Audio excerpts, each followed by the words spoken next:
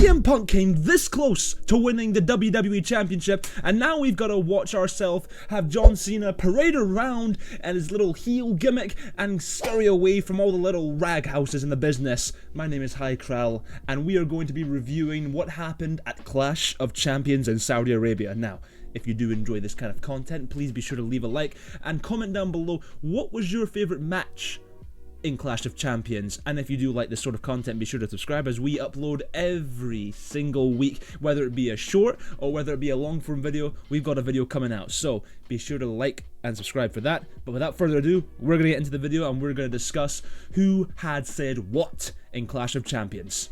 Let's go. So discussing the permits first of all for Clash of Champions, it happened in Saudi Arabia. Now, there's a lot of, things going on in that side of the world right now, but it was all about the wrestling. That's the most important thing. And the first match we had, Cody versus Randy.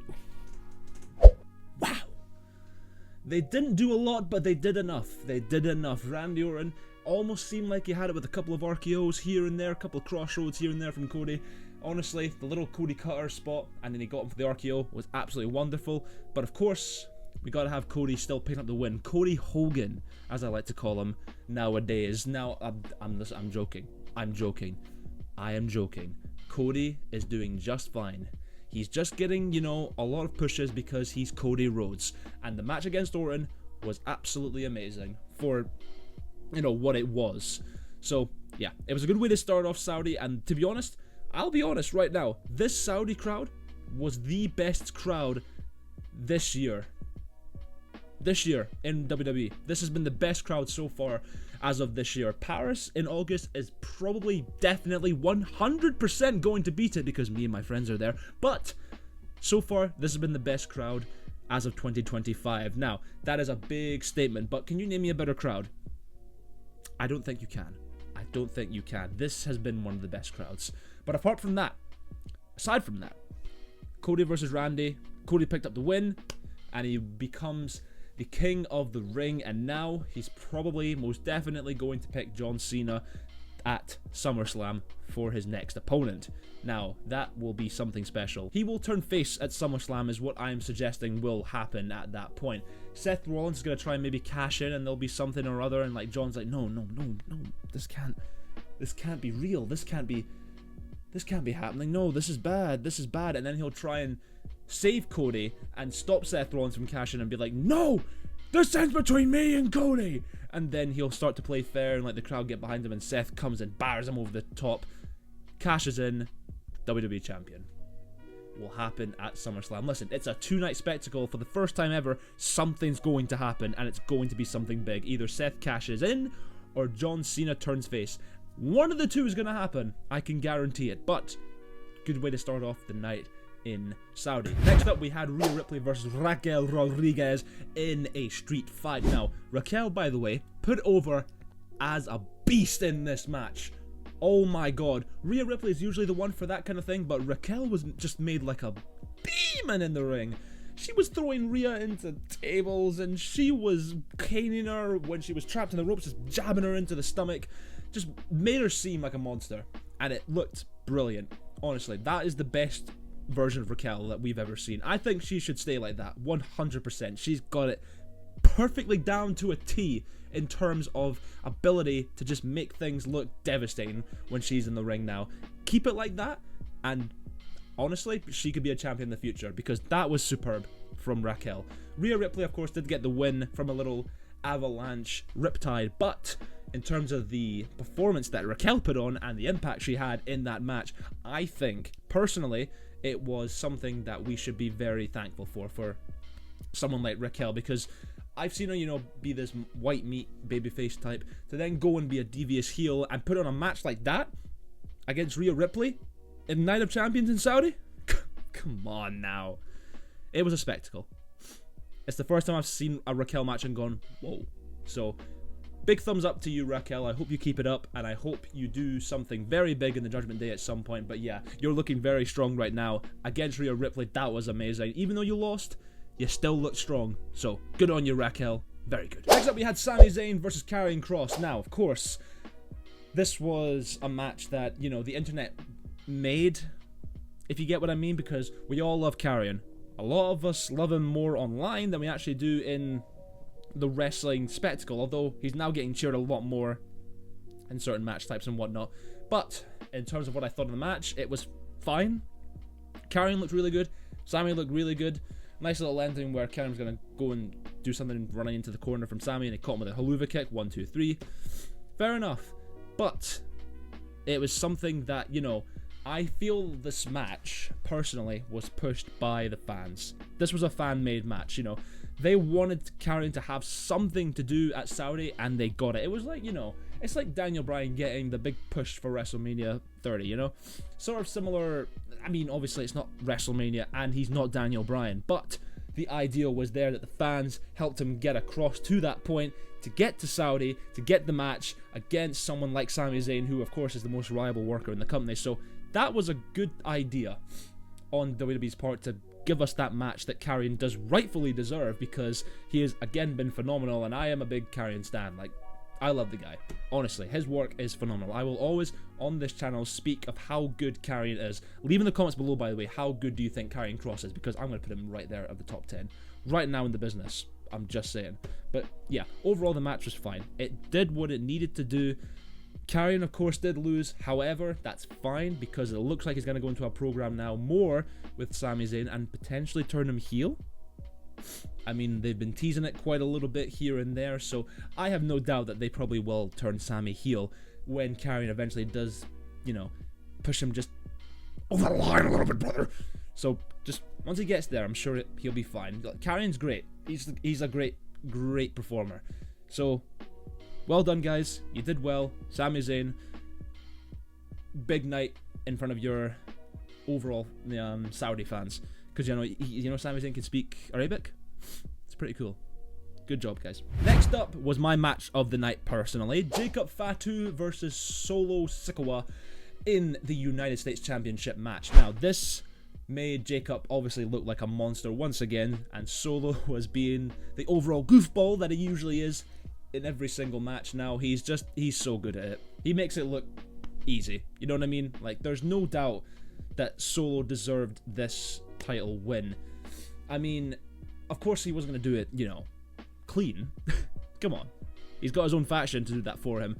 So, yeah, the match overall with, you know, Jacob taking a German and then front bumping it, which was unbelievable, and then getting up and selling out to Solo was unbelievable. And then, of course, you had Solo taking a German, and if you ask me and some of the guys I train with, he did not look like he wanted to take that German in any way, shape, or form.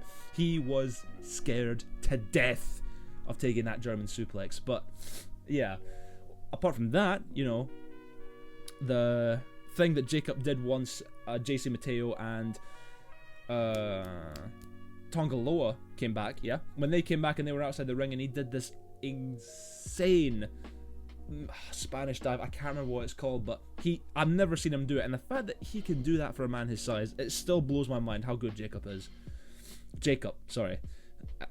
I'll have people that get really annoyed at me for saying it like that. Yeah, it was a spectacle of how good, I need to stop using that word, of how good Jacob Fatu is as a wrestler. But then, of course, the highlight of that, and potentially the entire show, because, you know, we'll get to the main event when we get to it, but this was probably the highlight of the entire show, was Tala Tonga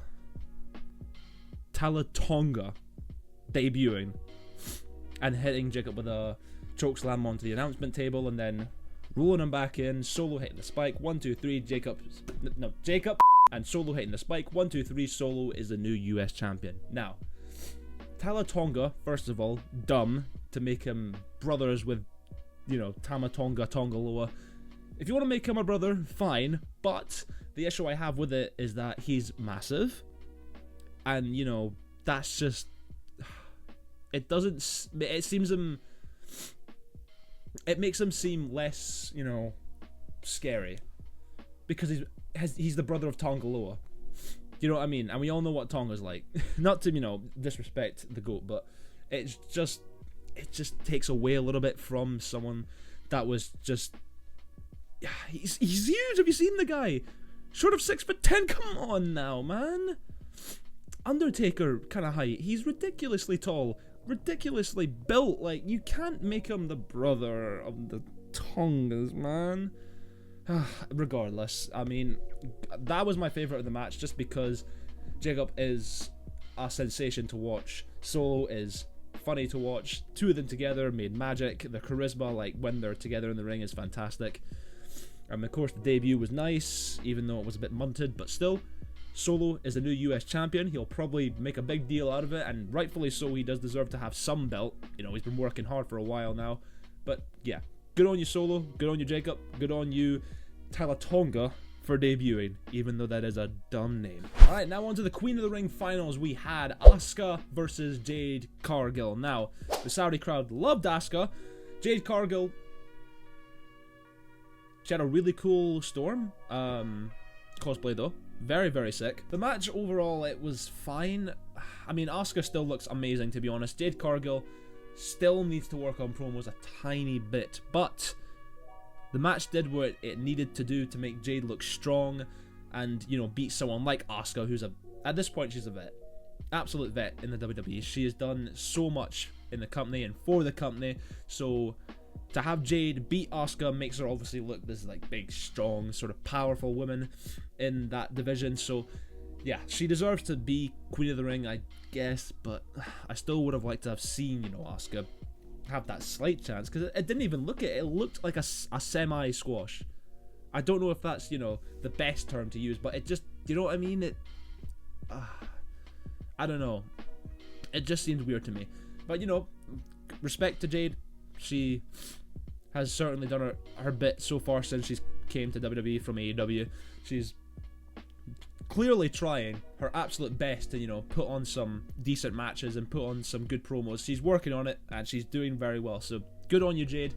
You probably deserve to be Queen of the Ring, although I would have liked to have seen Asuka. I wouldn't have minded if it was her, but if it is to be Jade, respect to Jade. Well done. And then we moved on to the schmoz finish of the night, the main event being CM Punk versus John Cena for the Undisputed WWE Championship.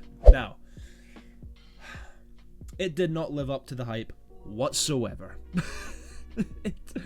it had a lot of good moments. Don't get me wrong, like CM Punk versus John, you always expecting like something just to come out of it that is going to be, you know, this top tier match, but we didn't really get that, which, you know, is fine. They're both older. They're not going to be, you know, as good as they were in, like, say, Money in the Bank 2011, which, oh my god, if you've never seen that match, give it a watch. That is something that you show to a wrestling school. It's that kind of match. It's superb. But John and CM Punk obviously have amazing chemistry, so they showed it off in this match.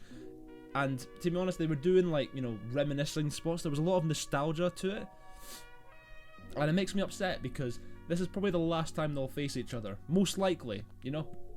Never say never, but from what I've seen, this is probably the last time they'll face each other. So with that being said, there could have been a spot that was, like, you know, up there to really light the fans up, but I understand if there wasn't. You know, they're trying to keep themselves safe, whatnot. That's good on them. If they want to do that, that's fine. But yeah, CM Punk, you know, took good care of John, so it was, most of the time it was fine. Now this next part is a bit strange because Seth Rollins' music hits.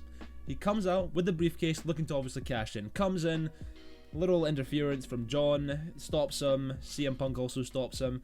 And then he's trying to cash in because he's got Bronson and Braun Breaker helping him out. CM Punk dives outside to the ring, almost falls on his head, gets caught by Bronson and Braun. That, you know, that is so hard to say when it's the two of them together like that. And then they start fighting. John has a little thing with Seth, and, you know, he rolls out and he's looking to cash in. And then, out of nowhere, for some reason, Penta's music hits. Like, I mean, I get that he's had issues with Braun and Bronson, I understand, but it seemed very out of place. I don't know what else to say. It seemed very, very out of place. But yeah, he came up from the ramp, fought Braun for a little bit, did his little and all that good stuff. But then Bronson got the better of him, if I remember correctly. It was only last night. Then Sami Zayn's music hits, and he comes up for a second time to his beloved Saudi crowd, and then he starts wailing away at the boys. And then Seth Rollins gets taken out, and then John and CM Punk have a little moment. They're standing in the ring, they're looking at each other, and they give each other a big old hug. And then John does the exact same face that he pulled off at Elimination Chamber this year. And then CM Punk counters it. Go to sleep. And then Seth comes in, stops him, and then it's a whole other schwaz finish at the start from top to bottom. And then John, realizing the opportunity that CM Punk is knocked out clean, gets the pin and runs away with the belt. And that's the end of the show. Big smudge finish right at the end there. John, I don't know. It's strange because, I mean, he didn't do a lot of crazy stuff.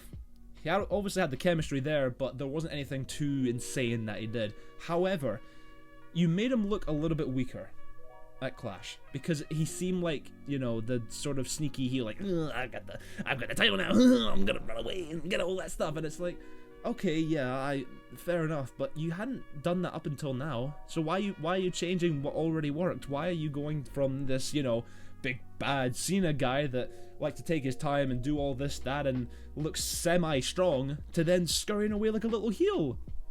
Like, I thought you were having these moments where you were like, oh, no, I shouldn't be a heel. I shouldn't do this at all. This isn't me. This isn't right. But then you revert back to it and you go, I mean, it doesn't make sense to me. And it obviously didn't make sense to the Saudi crowd either, because they were like, oh, that's the end? Alright. Like, come on! There's gotta be more to it than that! But apparently there wasn't. So, what have I taken from this overall, you know, this overall PLE that we had in Saudi Arabia? Well, I would like to say, first of all, please just stop going there. And second of all, it was fine. I mean, it didn't feel like it was a waste of a PLE, like Saturday Night Main Event will be. It didn't feel like that. But the highlight was someone's debut. It wasn't even the main event that took place at the end of the night. It was the debut of Tala Tonga. That was the proper big thing that happened at the end of the night. I mean, John's versus Punk was fine. It you know, it could have been better. It could have had this, it could have had that, but it was okay. It was fine. There was nothing great about it. It was just fine. Crazy end, by all means. All these people running out and stuff. Penta made no sense, but yeah, it was fine.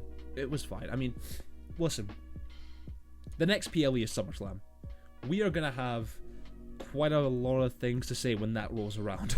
I can assure you of that. But till the time comes, this has been Crowl, and if you did enjoy this video, please be sure to leave a like and subscribe if you want to see more wrestling content like this. This is Wrestle Ramble that we do every single Thursdays and Sundays. And please be sure to drop a comment down below. What would you like me to review that maybe isn't WWE? Would you like me to do an AEW show, a Ring of Honor show, a New Japan show? Just let me know. Just let me know. I'm free. I can do what I wish. But you guys have got to be the help here. You are my big connoisseurs for when we do these shows. But anyway, this has been Crowl, and I hope you all have a wonderful evening.